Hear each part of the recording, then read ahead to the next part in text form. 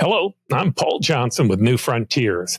I'd like to welcome you back to another roundtable that we're going to have with our guests, economist Elliott Pollack, as well as Professor Henry Thompson. We're going to talk about a variety of issues that are engaged in politics today, but we're going to put a bigger focus on the economy. We're going to talk about what's going on with GDP, the falling dollar, the numbers of people being fired because they didn't give the numbers that Trump wanted. We're also going to talk about how the economy is working and where maybe we're seeing some things that we didn't expect. In any event, we also are going to have a little bit of a conversation on what we're doing with the No Labels Party. I'm engaged with a series of other Arizonans. I'm now the chairman of the Arizona No Labels Party. We're going to talk about some of the issues as we start to see them. I'll bring them up on a regular basis so you can kind of understand what we're seeing as we see it. But you can also join us for an open forum, or we're going to be doing it live on September the 2nd. An ability for you to not only to hear what's going on inside the No Labels Party, but also to help give us your input and your thoughts so that we can try to make certain that this is the type of party that you'd like to see it become. Now, I'm just an ordinary, optimistic American who still believes that the United States is a great cause for good. If you like what it is that we're talking about here, press that subscribe button and let's get this show going. Destiny. Destiny. You and I have a rendezvous with destiny. Destiny. Destiny. You and I have a rendezvous with destiny. We choose to go to the moon in this decade and do the other thing, not because they are easy, but because they are hard. All right. So first, I'd like to welcome my guests. Crazy Henry Thompson, who said he rides his bike back from campus. Wait, it's 114 degrees here, Henry. What's going on with that? Well, as all the listeners to this podcast will have deduced by now, I'm a total environmentalist. I want to reduce my carbon footprint. And so I ride my bike back and forth to campus from my house. It's only a couple of miles, but, you know, it's about saving the planet, guys. So I'm passionate about it. Yeah. That's I'm sure that those conservative economic credentials you got came from that environmental degree that you must have accomplished somewhere in the past. And Elliott, we're just talking about his Porsche. I know his yellow Porsche. What's the deal with the yellow Porsche, Elliott? Yellow is my favorite color, even though I'm not French. So I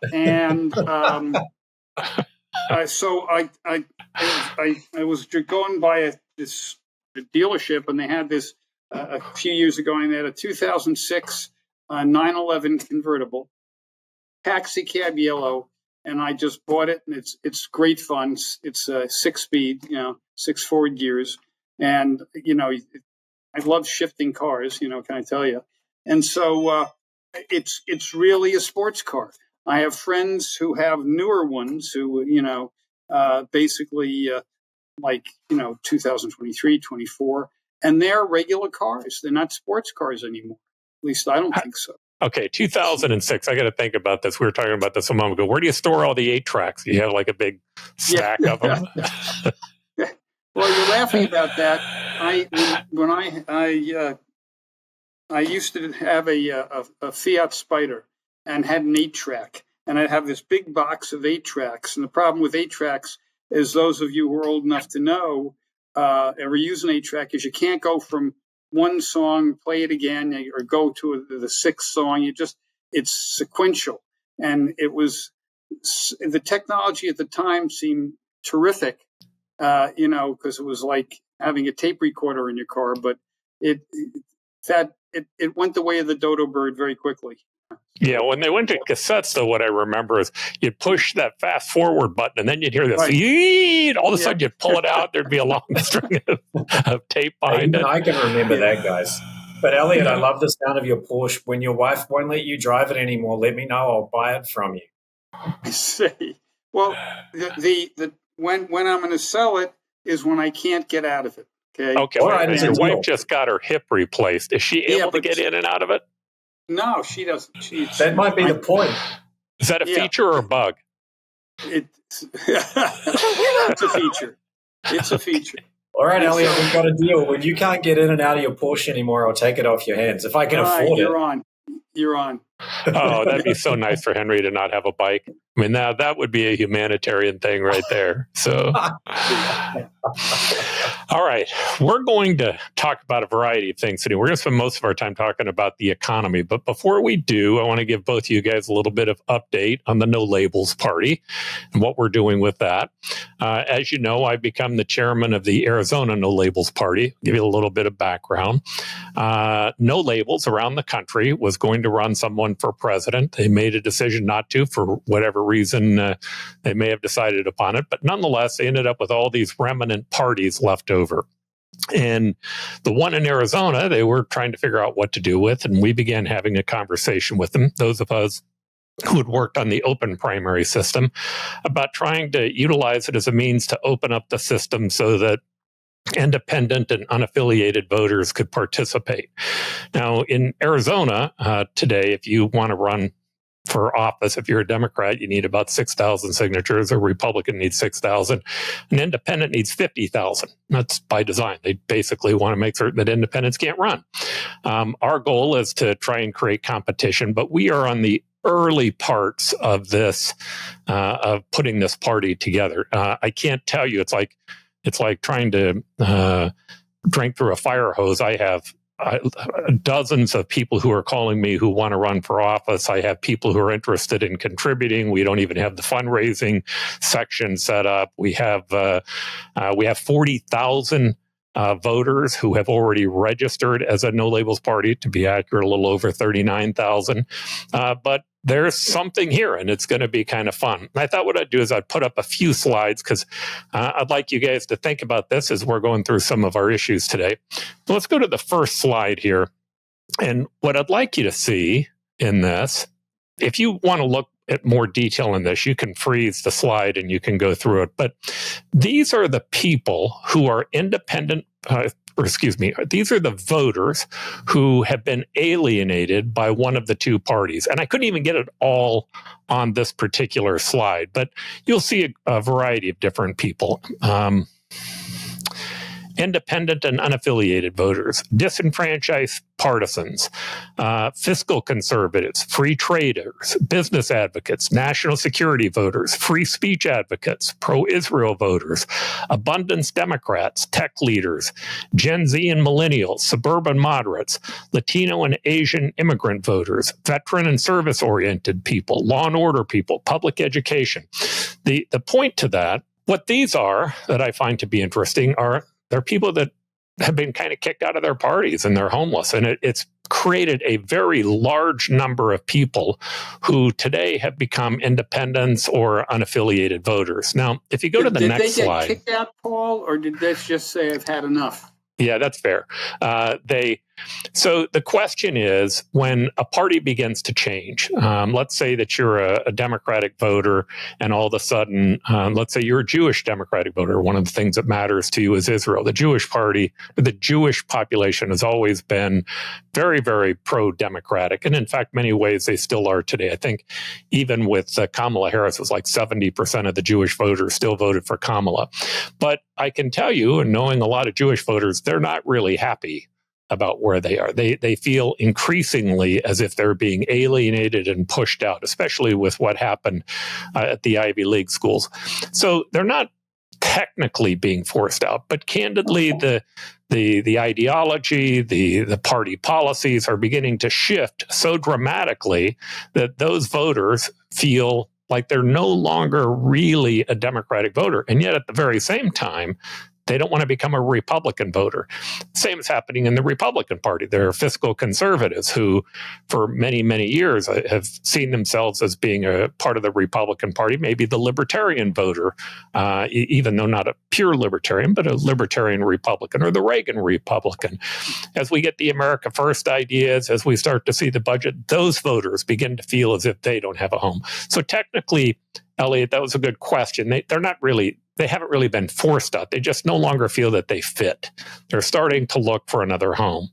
Now, on this next slide, what happens anytime voters begin to fall into that, they find themselves in a position where they feel like they've lost something. In fact, if you go to Donald Trump's message, he's speaking to a group of people who oftentimes feel like they lost something. The whole idea of make America great again, that it's a group of voters who feel like America is no longer great, and he's going to be the one that saves them. We talked about some of the conspiracy theories last week, and we talked about that group of voters and how they see it. But the group of voters that we just gave you that have been alienated, they feel like they've lost something. They feel like they've lost a voice in the system, truth and integrity, economic responsibility, free and fair trade, the ability to build an out-of-control costs. And again, they may have been put out by one or the other party, but what we've tried to do here is to think about who those voters are and how they're thinking. I call them the forgotten. That might take you back to the campaigns that were done actually all the way back during Franklin Delano Roosevelt. But there are a group of voters who are now having to choose between the lesser of two evils. You have these two groups of people who are yelling at one another on the right and on the left. And you have a whole large group of people who are in the center, business people, Jewish voters, military, service voters, people who are advocates of free speech. And they just don't feel like they're connected, but they have to choose between the lesser of two evils because the existing two-party system, that's the only choice that it really leaves them, which was part of why we were pushing for an open primary. Now, on this is some polling that gives you some ideas of how voters are beginning to see this. The Gallup poll in September 2024, about 58% of adults supported and about 69% of independents supported the need for a third party. In Newsweek, June of 2025, nearly 50% of Democratic voters say it's necessary. Quinnipiac in 2025, about 49% of voters said that they'd consider joining. The Quinnipiac poll and CNN poll had about 45 to 63% support the idea, but it was much lower if it was the Musk party. They made that a footnote, so I included it. If you go to the other side, what you'll see is a little more interesting question, and that is the Quinnipiac poll, more specifically, would you consider joining a third party? You can see about 75% of independents would, about 39% of Democrats, 28% of Republicans, 49% of men, and 49% of women. So it was pretty evenly divided amongst the two groups. And what you can see, again, is overwhelmingly that independents are the largest single group. Now, of course, there's a lot that this depends on. You have to really break down into the tabs to begin to understand it. But the key here is that there's kind of a calling for something different. And part of that is trying to figure out what is the right message. Now, part of that message is simple, and that is many of these voters are just tired of the two groups not being willing to work with one another and constantly demonizing one another. But there are other issues, and we're going to talk about some of them today. But I'd love to have just kind of off the top of your head any input that you guys might have on this. We can talk more about it as we're going through these issues. And Henry, I'll start with you. Yeah, I am very interested in some of these polling results in the United States because differently to in Europe, where we've seen third parties emerge, it seems like people are interested in a whole lot of different things, and different people are frustrated about a whole different basket of things, whereas in Europe, it was one message or one issue that cut through. Like, for example, in Germany, the bailouts for the Greeks, lots of Germans hated it. That's what got the AfD going. In Britain, it's leaving the EU. That's what got the Brexit momentum. That's what got UKIP into the European Parliament and has made Nigel Farage what he is. Whereas in the United States, it seems that the people who are disaffected about a very wide range of things. It's hard to see exactly which issue is going to cut through all of them and sort of become the one issue.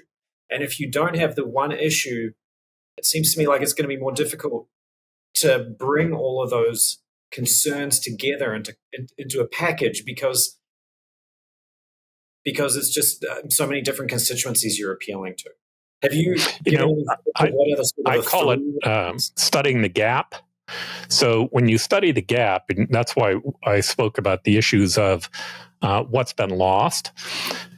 if you think about today inside the two parties, you have one party when it came to the deficit that took our existing deficit, drove it from $37 trillion to $60 trillion. To be fair, that's happened over a variety of different administrations and terms, but they added $5 trillion more on top of it.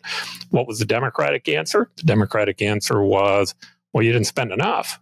We had to spend even more than that, right? That's really their message if you listen to it. But that leaves a large block of voters, and is it a majority? Maybe not, but it's a block of voters who think that we should be balancing the budget. Again, we're going to talk more about that concept.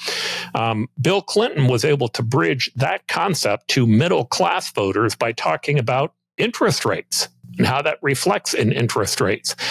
In addition to that, you could go to as we mentioned, the Jewish voter. There's a gap now that's being left with them. There's a gap in terms of national security people who believe that the United States should be a great cause for good, that we should be involved in trying to help create a world order that has benefited us greatly. The point here is, you have to create a thread to connect them. And that in itself is tricky. I don't want to take away from it. That is a very tricky thing to do. But part of that comes from your candidates, and part of that comes from something that you don't get to control completely, the other two parties and what they're doing. Elliott, your thoughts? Well, it strikes me that the most we can hope for is enough people either registering or voting for a third-party candidate to start to affect the platforms of either the Democratic or Republican Party. I think it's a long haul until you get one strong enough to actually become a factor in elections, other than by affecting the other two-party platforms. I'm sorry to say that, but it's just, even though it shows that almost half the population would like something different, I'm not sure when it came down to it, they would actually not vote for Republican or Democrat. The old story about my vote would be wasted if I voted for somebody who I know is going to lose. In this case, though, and we've talked about it on this show before, what Perot did back in the 80s was he affected the platforms of both parties. And I think he really had a meaningful effect on things. Nobody since has, and that's because all the third parties have either been the libertarians, who I was a registered libertarian for years, but they were too dogmatic. You can't have a libertarian party. Essentially, is a party of almost no government, and you can't have that type of chaos. The others, the Green Party, whatever you want to call them, they're one issue people who basically, because they're so dogmatic in their way, they're going to alienate other people. And I think that's happened. What you need is somebody to come on, explain what happens to the U.S. and to our economic system if we have inflation much above 2% for any extended period of time.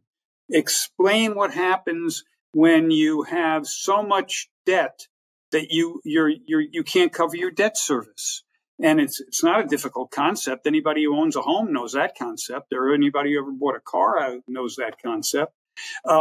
Explain why Trump might have a good idea with tariffs, but why is the implementation so poor? In my opinion, it's way beyond poor.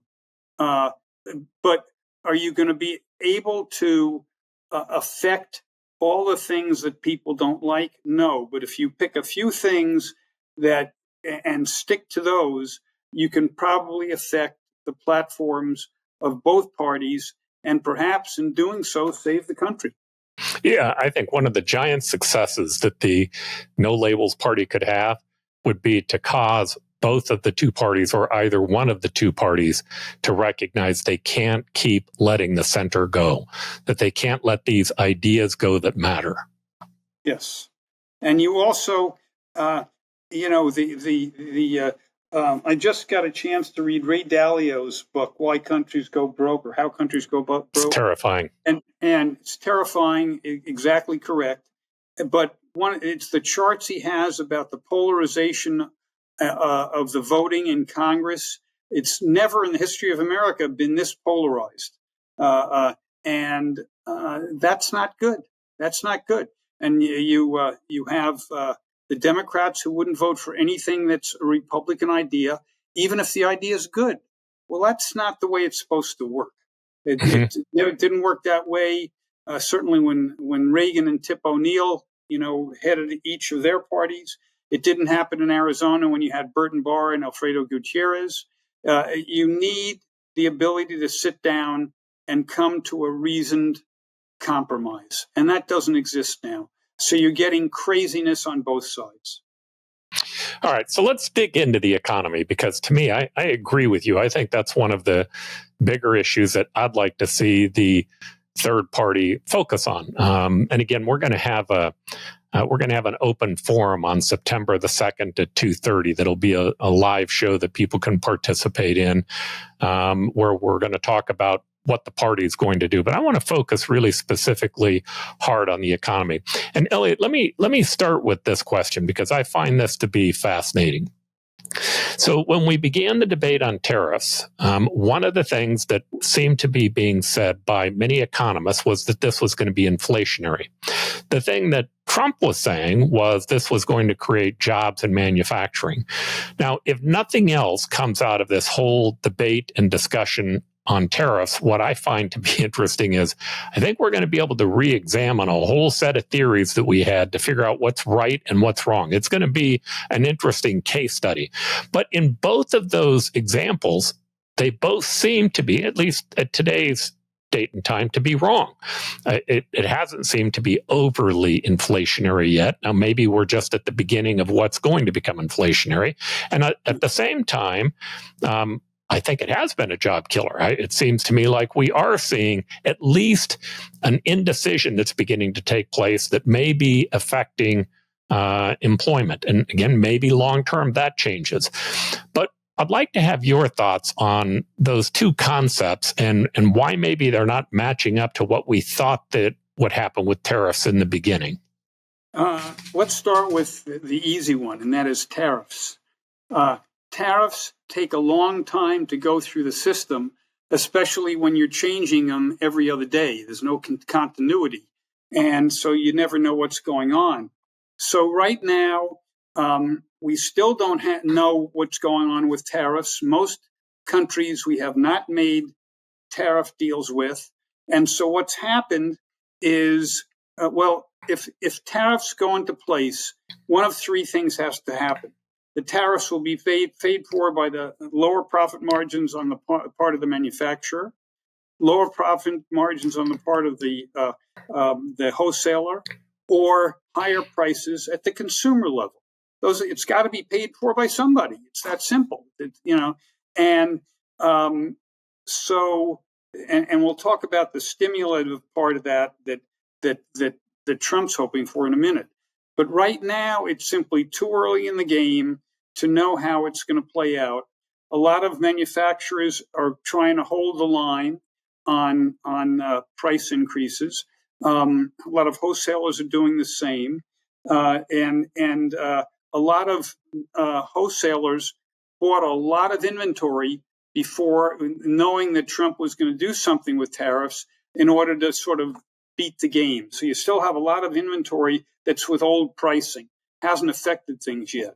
It ultimately will. But the people who were saying it, giving these ridiculous numbers, in my opinion anyway, in terms of how much of inflation it was going to create, I think are just plain wrong. I think that it will create inflation, but it'll be relatively minor until those adjustments are made. And by that, I mean 2 or 3% for maybe a year and a half. But only when you know exactly what the ground rules are. And right now, people aren't making those decisions because I don't know what the ground rules are. And if I did know them today, who knows what they'd be tomorrow? Part of the end game is Trump is trying to raise enough revenues through tariffs so that people under $200,000 don't pay any federal income taxes. Well, that to me, I don't think is going to happen. But I don't think you can raise enough by doing that. But will the U.S. be in better shape if tariffs are equalized effectively on both sides of the equation? Yeah, I believe they will be. But it's too early to draw any conclusion about how it's going to play out. There's simply too much unknowns information. And so am I scared of this? No. Am I annoyed by the way it's been rolled out? Yeah, I really am.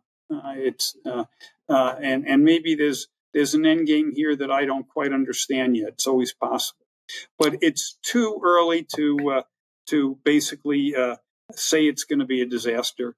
And those people who expected inflation right away, I think, were anticipating that he would lay out the ground rules and you'd know what they were. And so you'd be able to figure it out.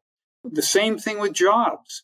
Right now, there have been dramatic changes, restatements of jobs for the last 3 months, really. And it's showing the economy is slowing. And part of that is uncertainty. But part of it's due to the fact that it takes a long time for people to say, we're going to move production back to America. That's a 4, 5, 6 year deal. That's not an overnight deal. So people are saying, where are the jobs that Trump promised? He's getting the investment that ultimately will work, but it takes time. This is not a short-term situation.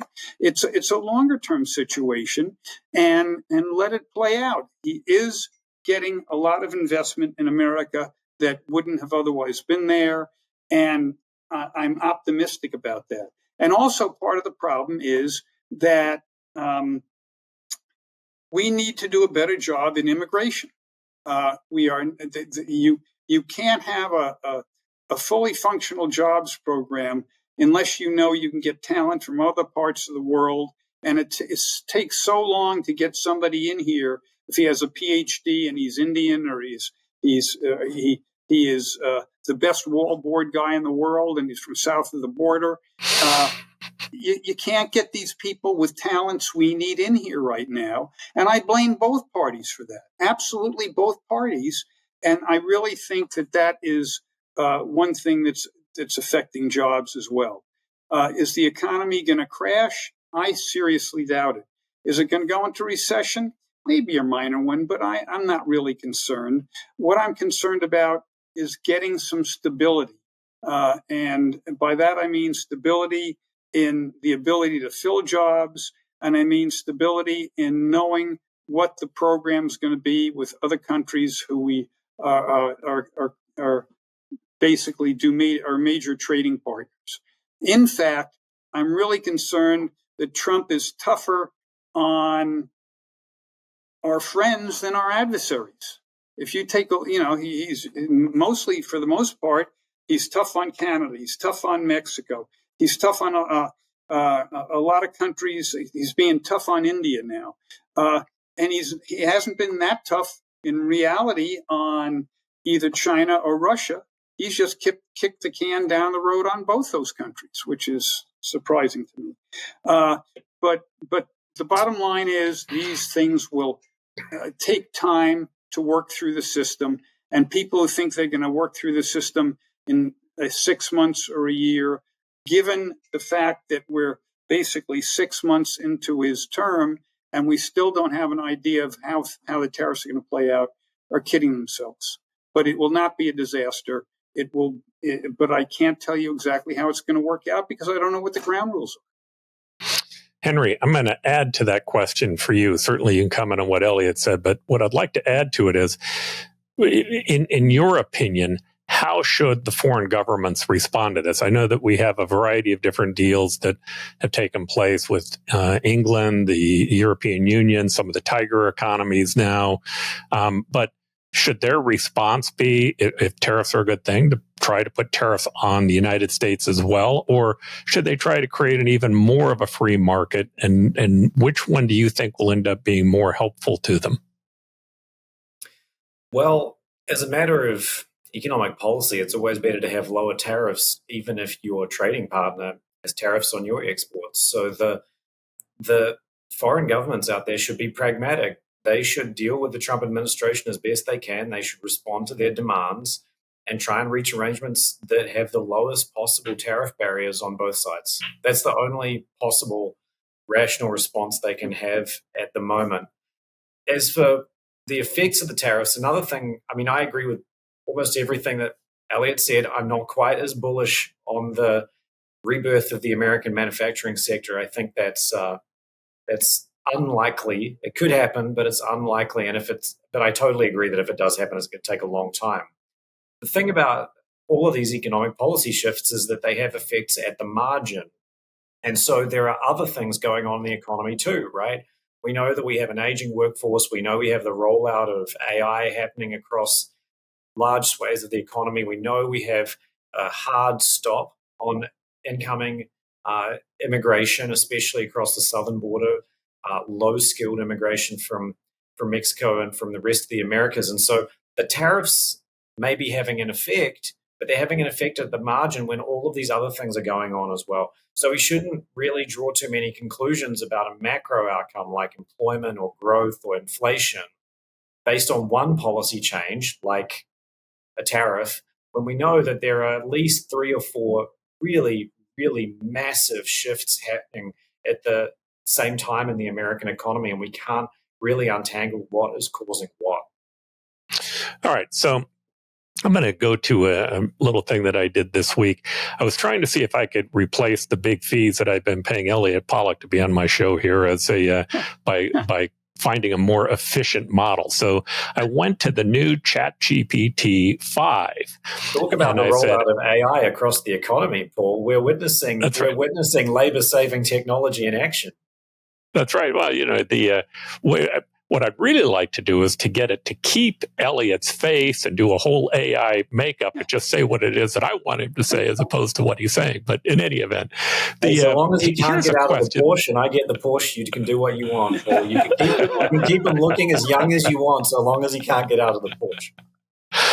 Okay, so here's the question that I asked ChatGPT 5. I said, I want you to build me an economic model, and I'd like you to put some assumptions in the model. Let's go to this next slide, and I'll show you the very question that I asked. I was trying to find out what we needed to do to lower interest rates. But the question I asked specifically is, if the United States government balanced its budget and maintained a zero tariff trade policy, then where would we be with the 10-year interest rates, or where would they stabilize? And these are the results that we came up with. Now, by the way, it gave me an amazing amount of information, about a third of which I didn't understand, but nonetheless, it gave me a ton of information, and I could have gleaned out a lot of it. What I tried to do here is I tried to hit just the big impacts on this so that you could see it. But I would tell you, I also did this on Gemini and got a pretty similar type of result on it. I was surprised at how close it was. But the balanced budget and both created both a lower inflation expectation by about 10 to 30 pp's, which was they called the credibility effect. Elliott will have to tell us what that is. But a result for a 10-year note ended up being at about 3.6%. A midpoint result for a 10-year note was 3.6%. And the Monte Carlo, 100% of them were under 5%. Now, the Monte Carlo means that it ran thousands of tests, and in all of the thousands of tests, all of them ended up being underneath the 5%. It gave both the benefits, which seemed rather small, a small benefit for not having tariffs, a small benefit for having a balanced budget. But when it cumulated them, it ended up in a dramatically lower interest rate. two things I'd like to ask. I'll start with you on this, Elliott. Number one, would you agree with that? Would you agree that if those two things took place, that it would create that type of benefit? And what I find interesting about that is that was exactly what Bill Clinton sold to the American public when he convinced them to balance the budget. I found it interesting. By the way, I did this with tariffs being high. I did this with tariffs being low. I did this with the budget being balanced and not being balanced, but tariffs being low and tariffs being high. I ran it in both directions. It was only when I did both that I began to find you ended up getting a rate below about 3.6%. Your thoughts on that, Elliott? Well, again, that makes good sense to me. The Monte Carlo solution, where you, like you said, it probably run thousands of scenarios, all of them under 5%. That's pretty remarkable, to be honest with you. I would think that if you got interest rates, well, low enough that's the real lever on that takes care of the budget deficit, and that's a much bigger lever than anything else. But I would think that tariffs that were equal would have an effect, and the lower the better. The one thing I don't understand about what Trump's doing is he's trying to cut a different deal with every country. I don't get that. But the bottom line is, if you had zero tariffs, would interest rates come down? Likely, but the bigger driver is going to be interest rates, and whether or not it's, like I said, when you go buy a house, you know what the price is, but what you really ask about is what's my monthly payment. When you buy a car, you might not even know the price of the car. You want to know what it's going to cost you per month. Well, we're at a different level, but what the U.S. has done is its debt is now at a level where we can't afford it because we're paying too much of our income for previously accumulated debt, and the world is looking at that and say, this is going to be a problem at some point. We're not sure what we're going to do. And the last time this happened was in the mid 70s, and gold did the exact same thing. It shot through the roof. I'm still not sure that what the choices are between the euro and the yuan and the dollar, but something's got to give. And if something doesn't give, it's going to be a tough world out there in the not too distant future. So I don't know if I answered your question. No, I mean, I think what I found to be really interesting was, again, how small, with, again, the Monte Carlo, with lots of different models that they ran on lots of different examples. It found that there was really only small benefits by both of those things happening, but the cumulative effect began to become rather large. And I don't know if you agree with this, but if we ended up having a 3.6% interest rate today on a 10-year note, this economy would go nuts. Yes, it would boom. I absolutely agree with that. And by the way, assuming that the normal spread between the 10-year and treasuries and mortgage rates is generally 180 to 200 basis points. If you had 5.4% mortgage rates, the housing market would be a lot better. Would it be perfect? No. Would it be a lot better? Oh, yeah. And that would drive a lot of things. Yeah, it'd be a massive saving for the average consumer, a massive saving for our government. The economy would heat up. In fact, one of the caveats that this model gave me was, it said, one of the things you have to be careful of is that it might create such amount of productivity that it could become a little bit more inflationary and slow itself back down and move the interest rates closer to 5%. But under any scenario, they all stayed under 5%. Yeah, no, I think that's important. But again, to me, the major lever is interest rates. And anything you can do to bring interest rates down. And I think the major thing you can do is to reduce the deficit. So it's maybe 3% instead of almost 7%, and start doing things that are going to bring down the deficit and there's only three things you can do: increase revenues by having more productivity, more growth, increase taxes, and everybody wants to tax the rich. It is impossible to get all the taxes from the rich. There'd be no rich left. And guess what happens then? There's no money to finance the productivity you need to really get things going, or to basically get things moving much closer to a balanced budget, and therefore, and get interest rates down so you can refinance it. The villain in my scenario, unlike the one you're painting, is Janet Yellen, when she, the Inflation Reduction Act, which is, I always thought was an interesting name for that. Kind of an oxymoron. An oxymoron. And even Trump's Treasury Secretary during COVID, if they had financed those things for 50 or 100 years at 175 bips, 175 basis points, which they could have done in that market, we wouldn't be here talking about any of this. Yeah. And so I'm going to pose this to Henry, but to me, part of why this is interesting is this. You end up having the belief amongst people who are in Congress and who are in the two parties is you cannot sell a balanced budget. That's the theory, right? Because they're delivering products to people back home. When they put something in the budget and they're able to get a large amount of money for their constituency, that sells their constituencies and that gets them reelected. But the answer is, what they're missing in that process is the real effect that it has on interest rates. And I think for most people, there is a keen understanding not only of how interest rate affects the federal government, but more importantly, how it affects their own life, their ability to have a job, their ability to be able to afford a home, their ability to be able to afford their credit card debt. Henry, your thoughts on that?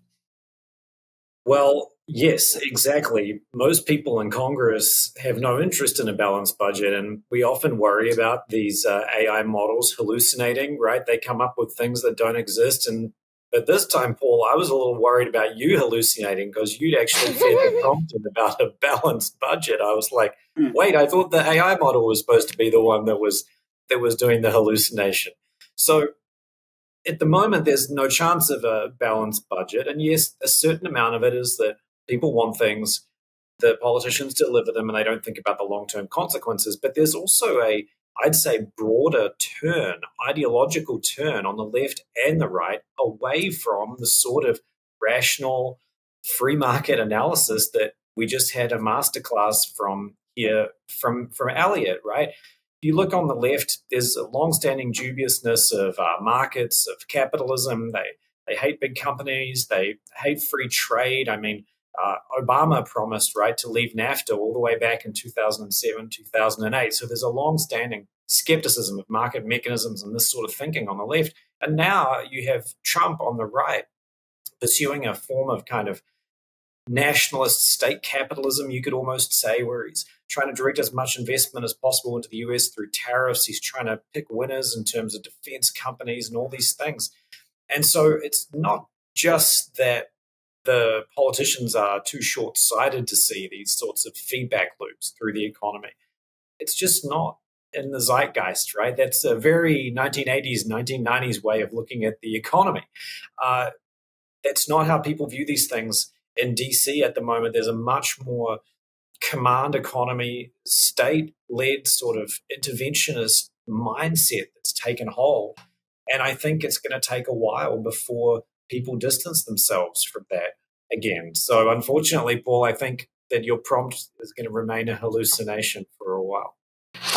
Yeah, but that's part of the whole idea, to me, to a third party, right? Which is examine the gaps. What are the gaps here that are being left out? And I'm going to go back on this idea that Elliott spoke about a moment ago, because I really do think that it's important. When the Inflation Reduction Act took place, what was happening? That was just traditional, old-fashioned Democratic politics, right? we're going to come up with a whole list of programs. Not that they weren't beneficial. I don't want to take away from maybe the benefits that we may have gotten from investing in alternative fuels and other things. But at the end of the day, those end up being programs that are being put into place in differing states where they get a benefit from it. And many of those congressmen who were in red states who saw those programs, the minute the program passed, even though they didn't vote for it, they immediately began trying to take credit for the programs that were going to happen in their state. They know, I think John McCain used to call it pork. Maybe the whole country used to call it pork, but that was kind of how you doled out pork. But then you come to the Republican Party and you say, okay, well, maybe they're going to be more responsible. And they think that we should have maybe more of a free market economy by having tax cuts instead. But boy, the minute they had to get back to cutting those programs, they really just couldn't do it.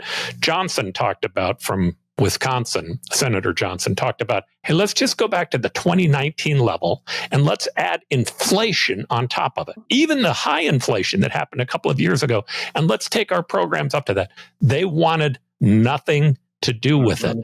Now, my own personal opinion is that it's because it's pork. They're gaining a benefit from buying in those constituencies. And so you have to figure out a way around it. And I don't think deficit reduction by itself sells, but I do think lowering interest rates sell. And when people begin to understand, I mean, I challenge everybody, go on ChatGPT, Gemini, utilize it the same way that I did. See if you come up with a different result. It said it ran thousands of programs. And then I cross-tested it with Gemini and got the same result. I don't know. I'm not an economist like Elliott. I can't tell you what the formulas that were being used inside of it. Like I said, a third of it I couldn't even understand, but I got the headlines. All right. As a politician, a past politician, I understand headlines. And Henry, what you're saying about the whole free market economy, I watched Trump make this comment on Japan when he said, when he talked about the $600 billion theoretically that they're going to invest in the United States. He said, and that's going to be at my direction. Mm-hmm. And I'm like, okay, this is nothing. Yeah. In fact, it sounds like the industrial policy of Joe Biden. I mean, that it's just a different lever, right? Joe Biden's lever was, I'm going to do it with government. Donald Trump's lever is, I'm going to do it by leveraging people to give me money. In both cases, it doesn't reflect what we know works, which is allow the free marketplace to sort this out. It'll come up with consumers who will give them the right answer. Elliott. I couldn't agree more. They basically are trying a form of government that in the long run has not ever worked anywhere on the planet. And so, it's amazing what they come up with in saying, well, it worked in Scandinavia. Scandinavia ran away from that like crazy in the 90s. Just couldn't get away from it fast enough because they found out it didn't work. Certainly didn't work in China, didn't work. You can't show me a place on the planet where those type of things work. What works is people responding to the demands of other people. And they do that by listening to the votes of the green pieces of paper. People go out and they vote with those green pieces of paper, and manufacturers respond to where people are spending money. And they know that because they know the profits of companies that are doing well and the profits and what a company that's not doing well is making. And they'll just do more of the thing that people want. And that has always been not only the most happened in the most free economies in the world, but it's the only way of knowing what people really want. All this government determining where money goes, where it's allocated, is crazy. I've read abundance, and yeah, there are some good things that come out of it. But most of the good things that come out of government are because government doesn't have to deal with government when it does things, where the private sector does have to deal with government. So that was the one argument they had that I didn't particularly agree with. But the bottom line is, left to their own devices, the marketplace will work. I'll also tell you another problem. It's the sophistry of both parties is getting out of control. The tax the rich. The rich in this country pay more than virtually any place in the entire world.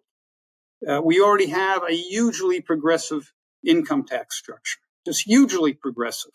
And so that whole line of thinking is just inaccurate. It doesn't stand up under scrutiny.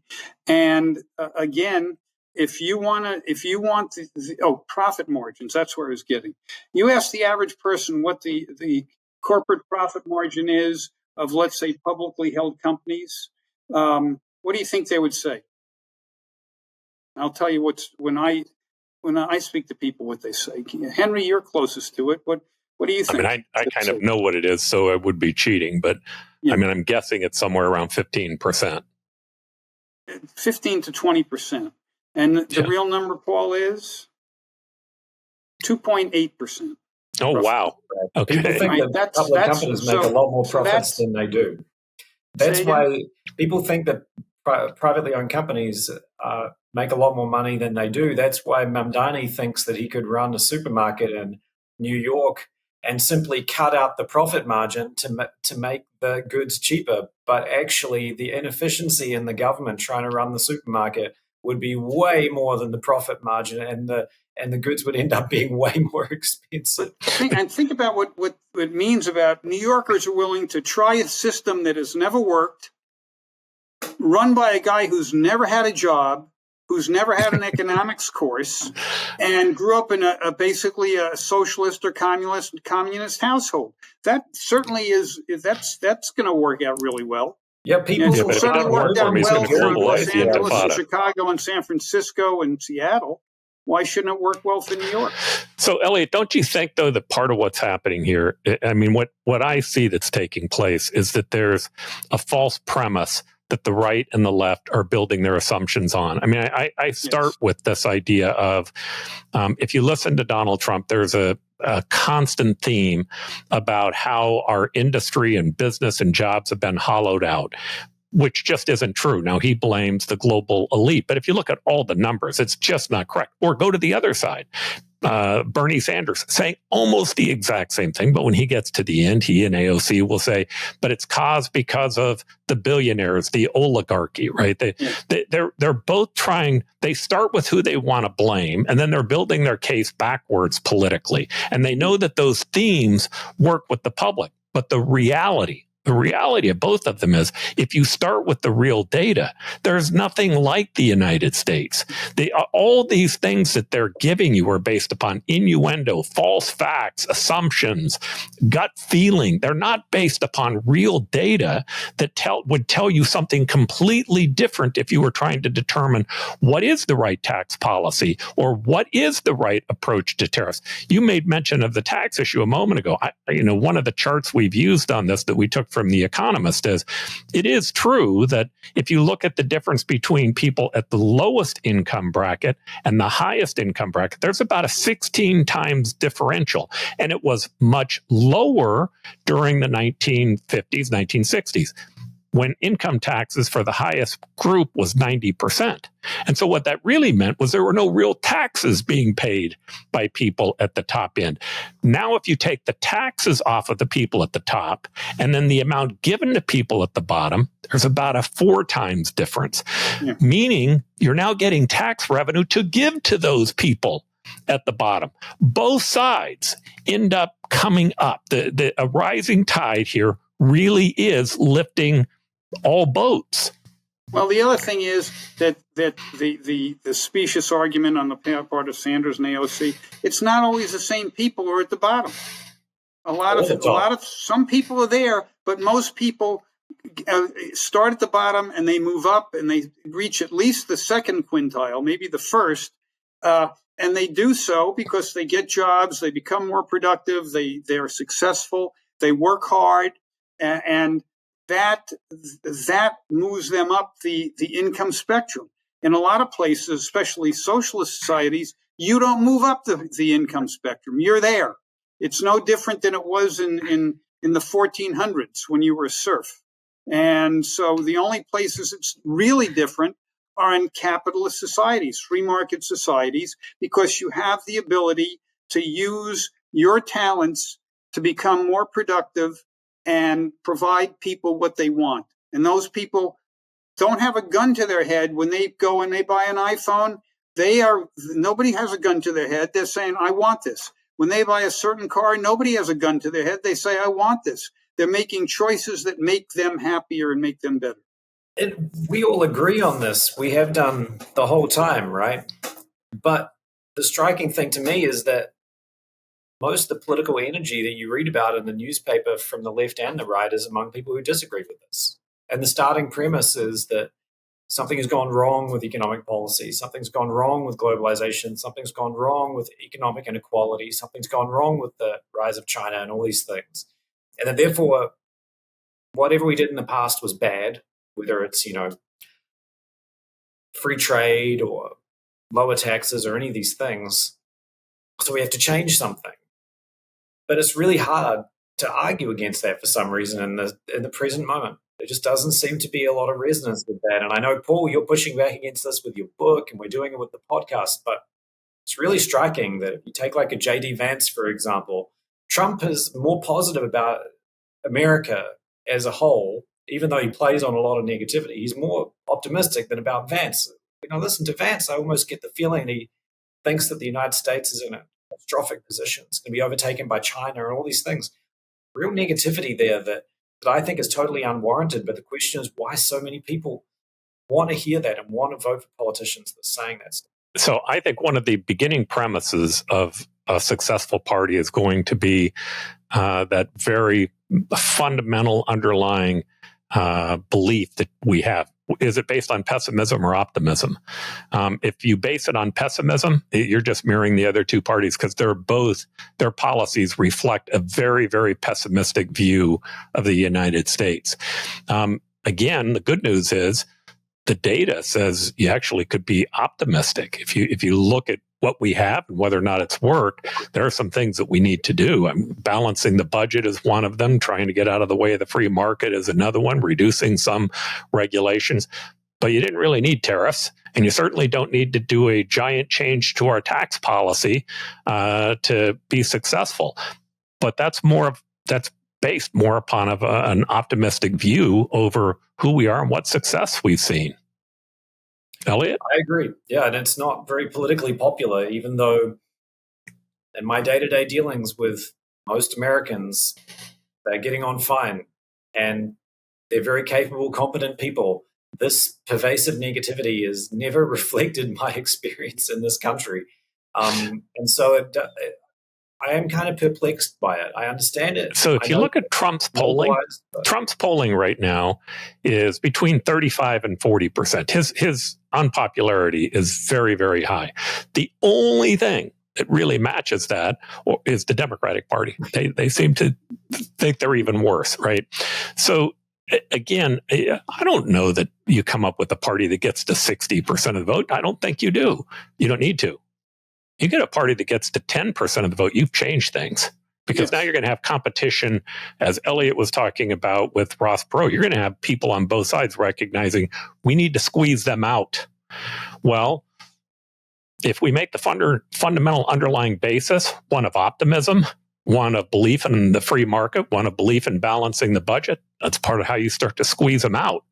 And again, I'd love to be put out of business. There's a lot of work, this party thing, and I don't really plan to do it until I'm 95. I'm already 65.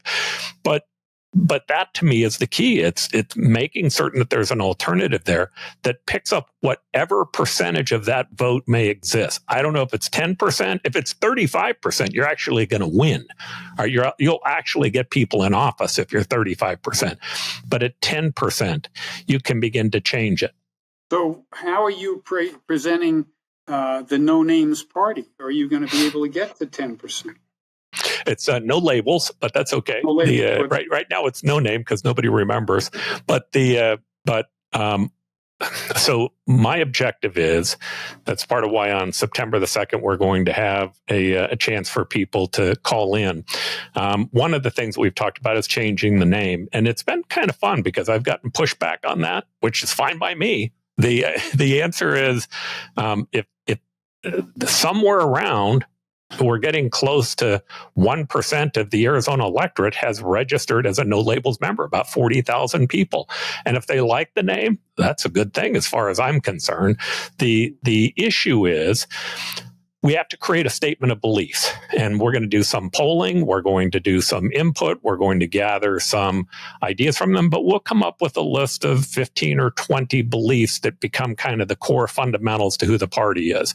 I believe we're going to have to go out and do some recruitment, although I can tell you we're going to have a lot of candidates running, but I'd like to get a group of A players in some of the seats that would actually run as well, because a handful of A players who begin to talk about the concepts are going to be the ones who galvanize the overall message.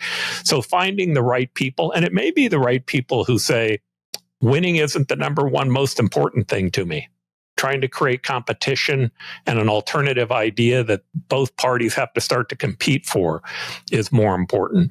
That takes a unique person. Although I'm not going to say who. I have spoken to a number of people, and one guy I spoke to who I said, hey, here's what I'd like you to do. And he says, if you can guarantee me I won't win, I'll run. I like your style, yeah.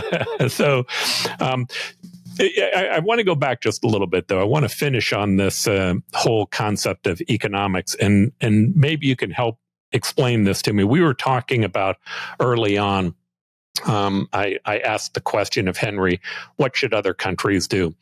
I found a study done by the Wall Street Journal fascinating on tomatoes, right? The United States, one of the big exports we have are tomatoes, I guess. I didn't really know that, but it's not a great portion of our exports, but one of the produce products that we have where the U.S. has done well is tomatoes.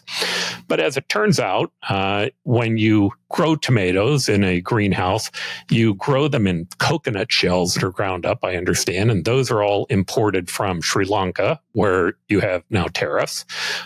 You have a fertilizer that all comes in, I believe it was from Brazil. And of course, now there's tariffs on that. And then you end up having the seed themselves, which come from either Europe or come from Israel. And now there's tariffs on that. Lo and behold, a freezing place like Canada is now beating us on selling tomatoes, right? And the whole point they made is there are a whole series of unintended consequences that you're going to get as you begin to try to fiddle with the marketplace. And some of them we won't get for a while. We won't understand. But the concept, of course, the Wall Street Journal was trying to take you back to is maybe the better way to sell the most tomatoes is just get out of the way, is not to try to manipulate that marketplace. It seems to me like there may actually be an advantage to foreign marketplaces to say the United States has a right to do what it wants to do, but we're going to try to create more of a free trade market where they can buy products from us cheaper. I mean, effectively what we're doing with tariffs is we're saying, we're going to let you buy our products at a cheaper price, and we're going to buy your products at a higher price, albeit the government's going to siphon off 15% of it. Thoughts on that? Well, that one thing that if Trump wanted to accomplish fair trade, do away with stuff that's left over from Bretton Woods and World War II, quite frankly, he should say, we want tariffs to be equal. We don't want our products, and I know about comparative advantage, Henry, and all this stuff, but the reality is that if you have tariffs that are the same on both sides, things will work out. It's not going to be great, but things will work out. The problem is there are so many issues, and in tomatoes, you could have substituted, in your example, automobiles. You could have substituted computers. You could substitute virtually anything. Very few things all the parts come from one place and are assembled there. They come from all over. That's the benefit of international trade.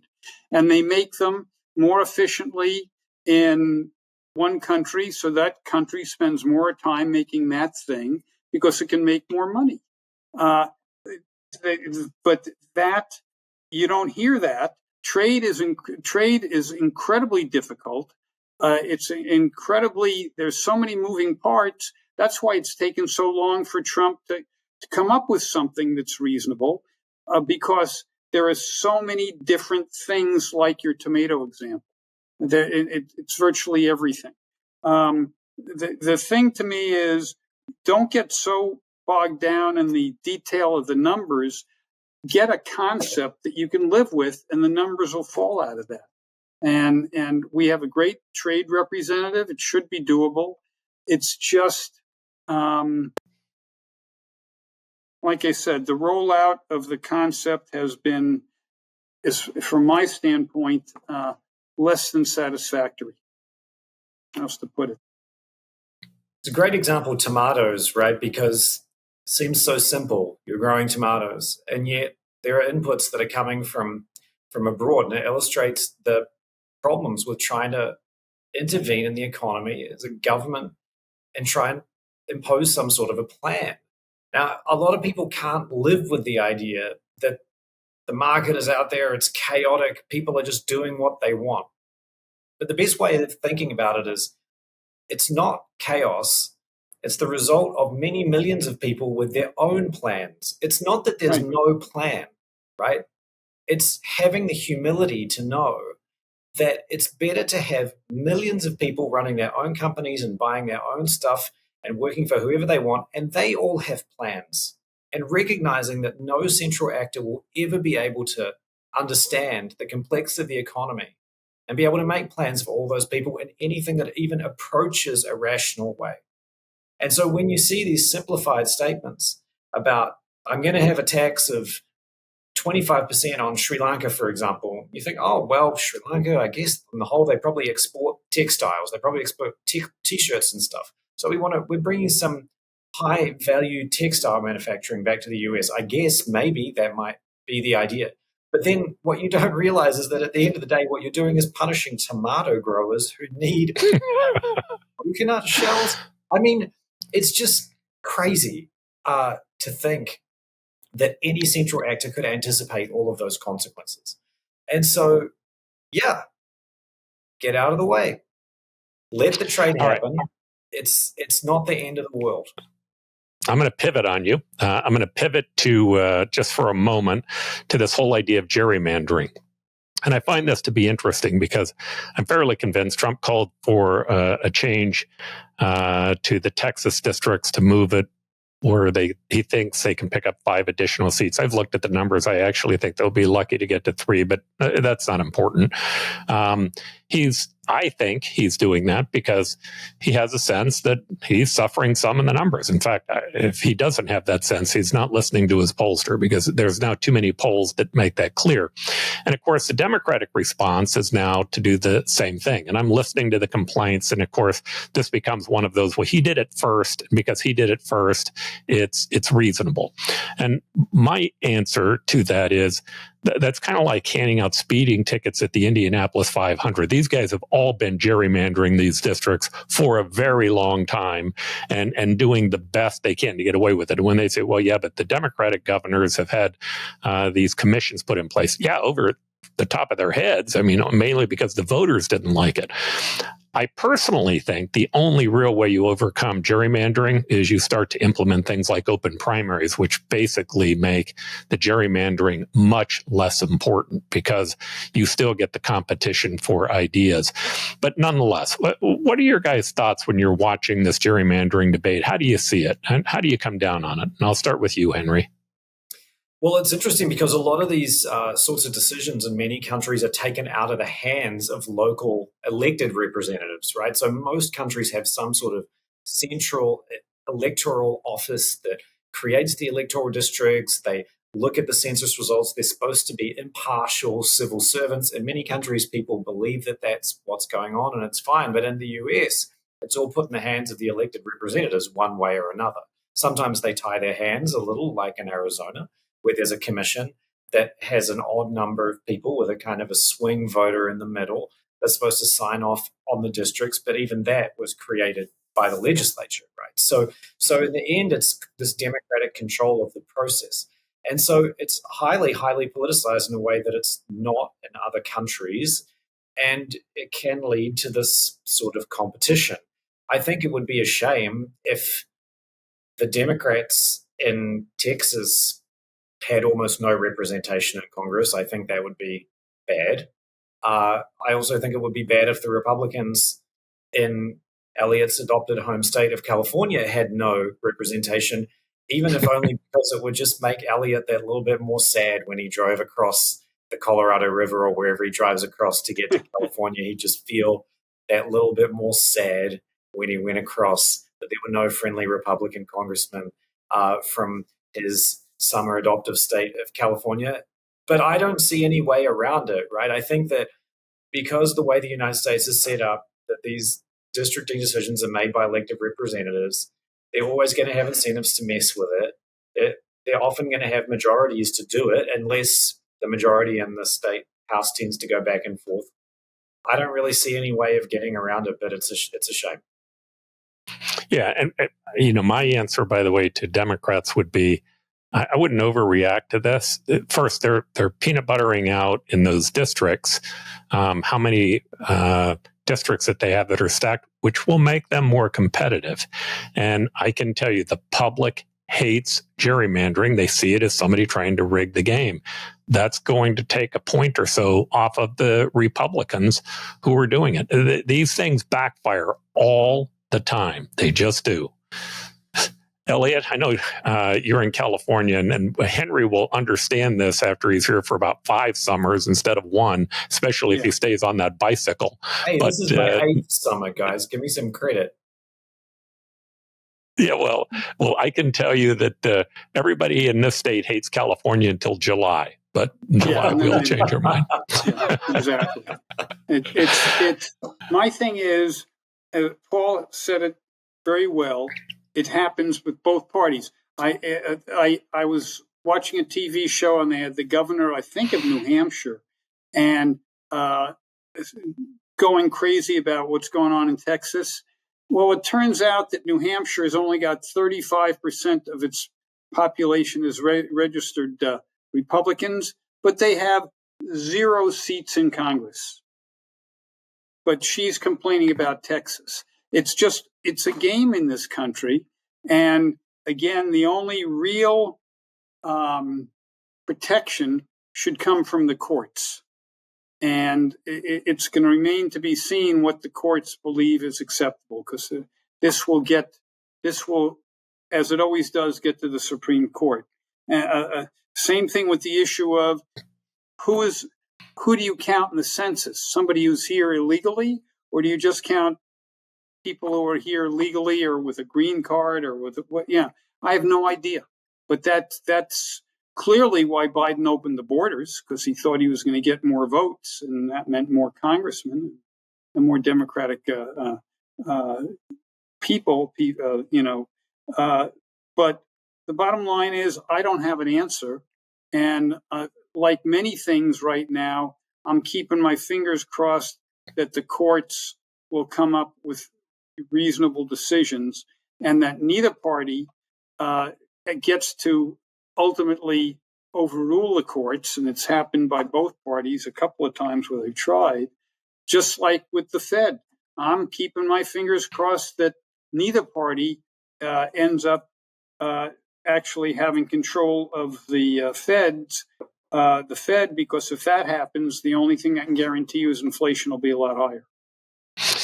All right, here's my last question. And again, I'd like to have both of your input on this in terms of how you see it.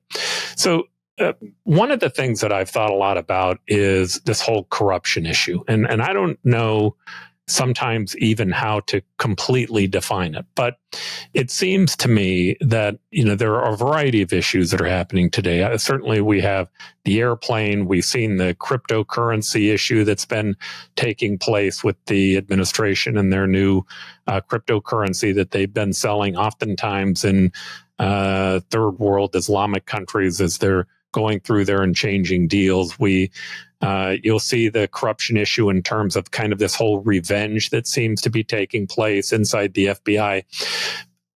I'm not quite sure whether or not to just bake that in and just know, okay, that's just part of the new game that we're in, and just assume that the future candidates are going to do the same thing. Or if I'm overreading it, if in watching this, maybe because I'm watching news stations that are more slanted on that I'm getting a negative point of view. But I'm trying to crystallize in my mind how to think about this and how to talk about it, recognizing that we have a guy who's going to be president for the next 4 years, and we want to try to look as objective as we can be. Again, do you bake it in and just forget about it? Do you keep focusing on it so that you don't lose it for the next candidates? How do you see that issue? Or again, do you see it as not even being correct, that it's always been here? It's just they're more tough on Donald Trump. And I'll start with you, Henry, and then I'll give Elliott the last word on this one. Well, I think that we should be very tough on politicians of any stripe with corruption and rent-seeking, because it's toxic and wasteful for the public, and it leads to attracting the wrong types of people with the wrong agendas into politics. And these sorts of problems have occurred before. They have to be combated by elected officials themselves that are willing to tie their own hands, prevent corruption themselves in order to prevent others as well.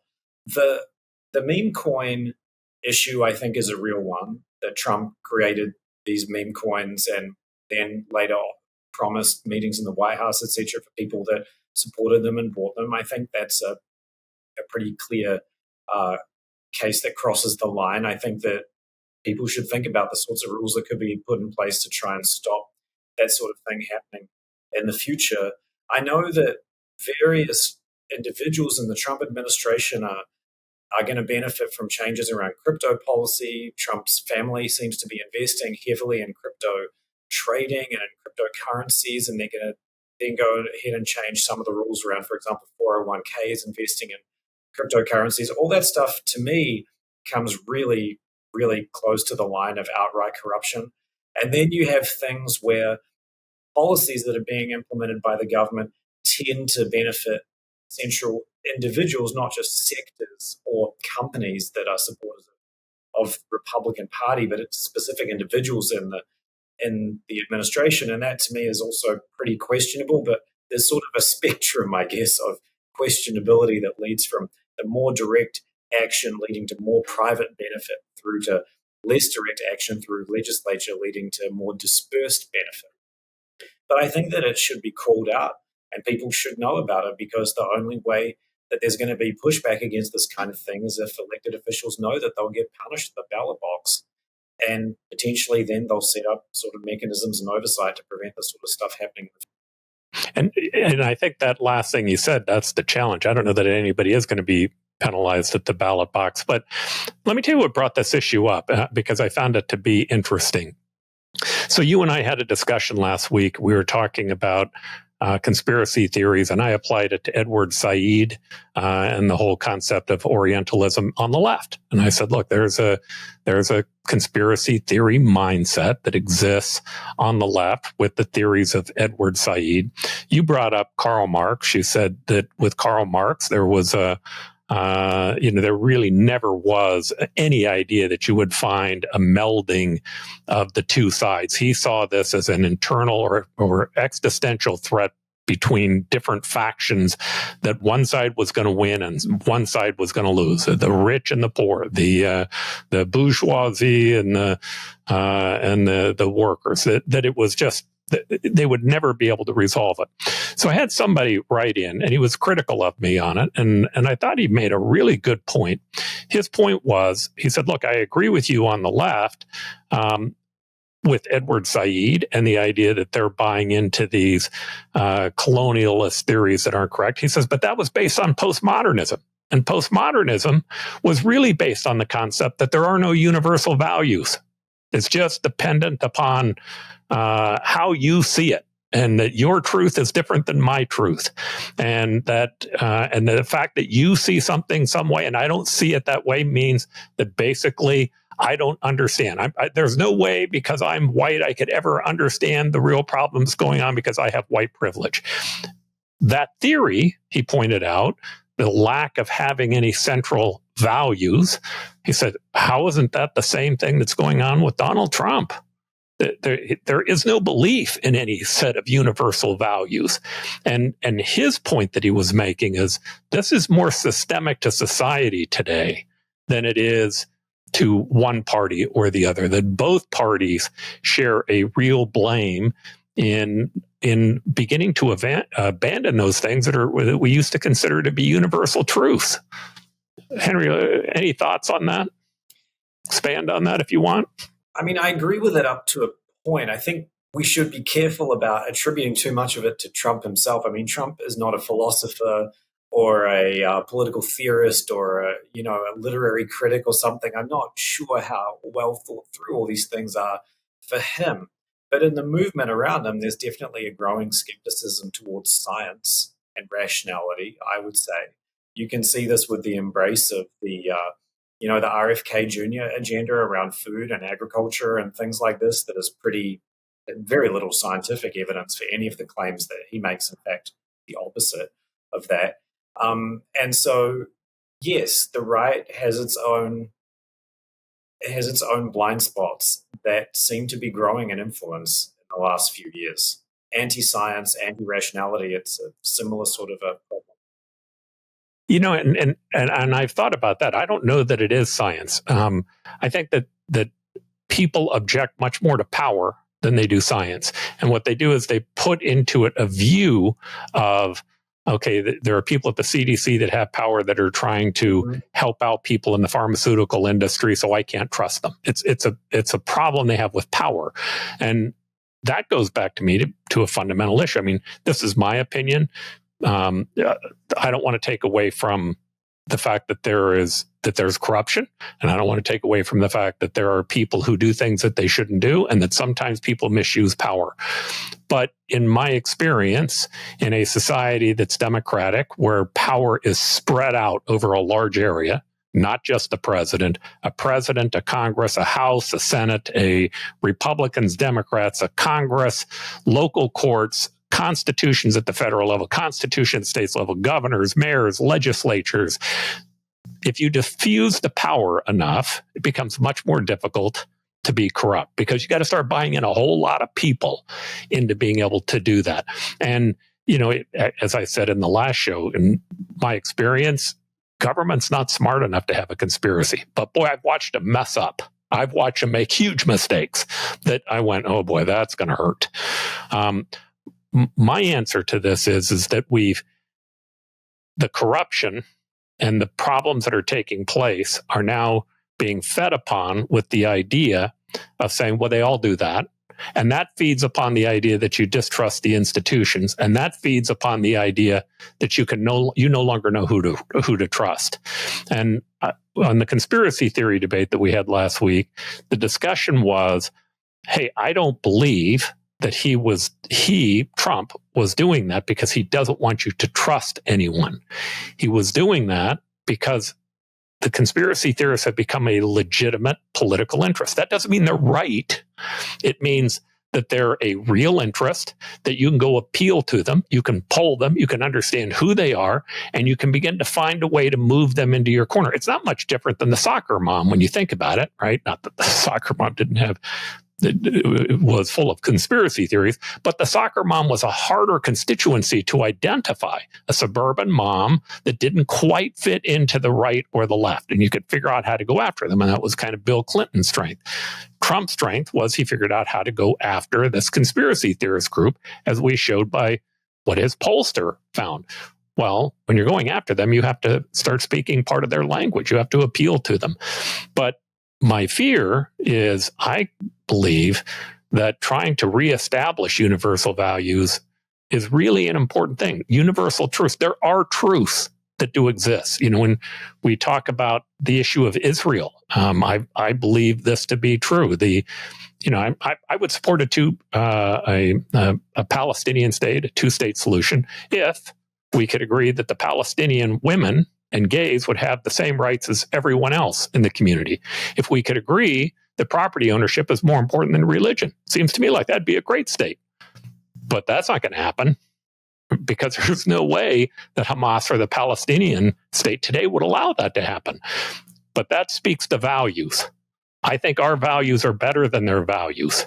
I think the values of making certain that you can't discriminate against people, and that people are treated equal, and that people have property rights, those are a better set of values. And in fact, the more I think we deviate from those, the more problematic it is. Anyway, I'm done with my speech here. Elliott, your thoughts on this? I think your speech was perfect, that there are universal values and not everybody believes them, but we should not be supporting anybody who doesn't believe the things that you mentioned. What is important? What is real? And if you had a neighbor who basically had a lot of guns and said, "I want you destroyed, I want to kill you," you probably would be upset. And but apparently, a lot of people don't believe that when Israel is the guy who's upset because his neighbor wants to kill him. But the values that you express, we should not be supporting anybody who doesn't believe in those values. That's what we are. And by supporting people for even political reasons that don't believe in those things or don't practice those things, I just think, we're hurting ourselves in the long run. And I think also, and I think that's one reason why in today's world it seems that you can justify anything. Mm-hmm. And in America, things are being justified that I never thought I'd live to see, that we got to the point where we're justifying things that were so abhorrent in the past. Yeah, you go to the very founding of our country, and I mean, what did it begin on? We hold these truths. Stop there. Just the idea that you hold truths, that means that you believe that there are a set of things that are truth. It's not relative. It's not perspective. It's not we see it different than them. It's that we think that there are certain rights that all human beings should have. And to me, that deals with the corruption issue that I think we're having here in the United States today. And I do think that Trump is way overboard on these corruption issues. And it also deals with me the whole issue of what's going on inside of the concept of a two-state solution. We're not looking at this based upon truths and values. We're looking at this based upon something that says, hey, I want what I want, and I'm willing to ignore the truth to be able to get that. But any event, Elliott, thank you. Henry, thank you. Take care. All right.